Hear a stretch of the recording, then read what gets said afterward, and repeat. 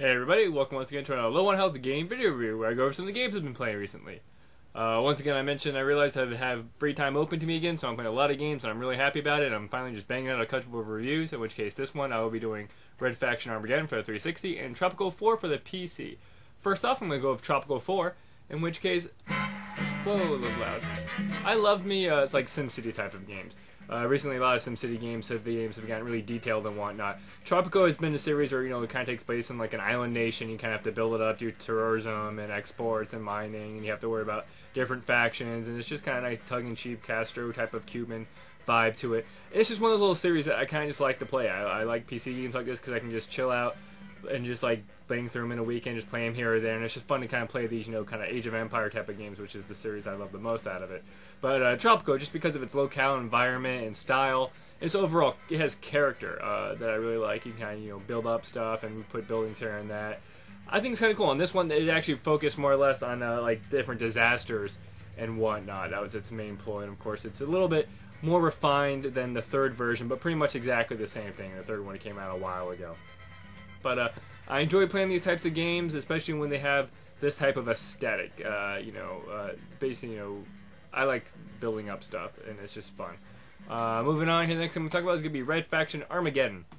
Faction Armageddon, of course, is the recentest one. They want to say the last one in the Red Faction series. Hopefully it'll keep going on. Its main departure from the last Red Faction was basically the last one, Guerilla, was more sandboxy, where this one is very much more linear.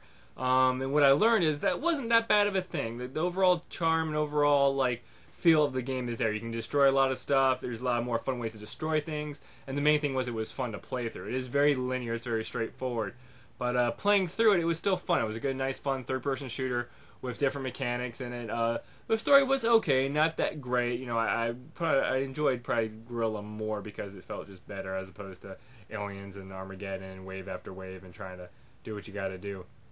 But I just thought it was, like I said, overall fun, just building and destroying things. One of the nice nuanced things I liked about this particular version of the game, or this game, was that it has a New Game Plus feature, in which case the New Game Plus lets you carry over all your experience, all your weapons over in the next game, which I think is awesome in any game to have, especially a game like this. And that actually encouraged me to play it through on the hardest difficulty. I played it through on casual just to kind of play through the story and whatnot, but then once I realized how good the New Game Plus was, and how quick the game was. It was only like 5 to 6 hours, and more so once I knew exactly what I was doing, I'd breeze through it in about 4 or 5 hours in the second playthrough on hard difficulty. But that's, once again, I had all the different abilities and I had everything I knew what to do while going through the areas, and I still had fun with it.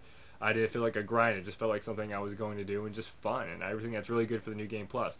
It also has like the Waves mode or the Horror mode or whatever you want to call it. It does a good job of doing that. But once again, that's a mode that requires you to have a lot of friends with you to play and whatnot, and it's one of those games like that, it's all going to line up. Excuse me.